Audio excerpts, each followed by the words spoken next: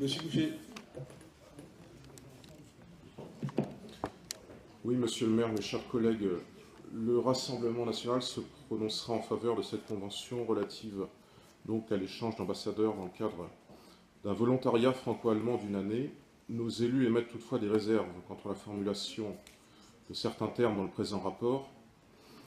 Ainsi, vos services indiquent en introduction de cette délibération que le jumelage Saint-Nazaire-Sarre-Louis représente un cadre pour des initiatives ayant par exemple pour objet la promotion de la citoyenneté européenne, ce qui est assurément une analyse très large de ce que doit être un jumelage, c'est-à-dire avant tout un échange culturel réciproque, sans visée idéologique comme ici la promotion d'une forme de citoyenneté.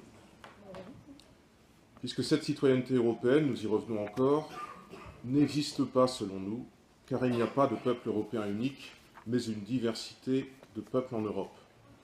La citoyenneté européenne n'existera pas d'ailleurs tant que n'existera pas, par rapport aux actuels États européens, non plus au-dessus d'eux, mais en remplacement d'eux, une construction supranationale unique. La citoyenneté européenne serait à l'avenir celle d'un État européen unique, qui pourrait alors fondre les différents peuples d'Europe en un seul. Elle ne pourrait être cela, et nous souhaitons bien sûr que cela n'arrive jamais, car nous sommes trop attachés à la France.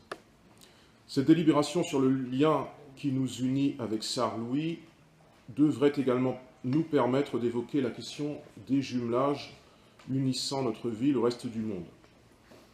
L'examen de ceux-ci montre que Saint-Nazaire est quasiment essentiellement jumelé à des villes européennes, c'est-à-dire outre Paillac dans le Morbihan, Avilés et Sunderland.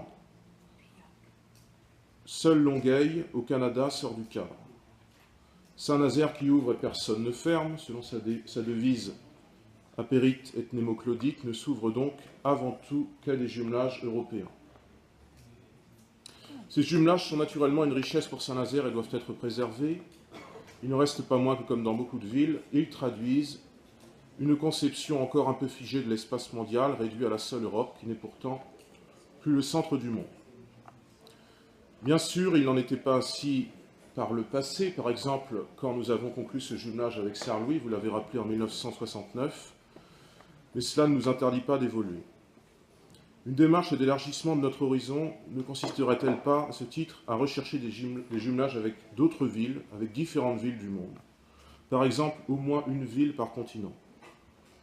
La transformation des accords de coopération associant Saint-Nazaire aux villes de Cienfuegos, Kribi et Progresso, en jumelage plein et entier, si ces villes le souhaitaient bien sûr, pourrait participer à cela, à cet élargissement de notre horizon.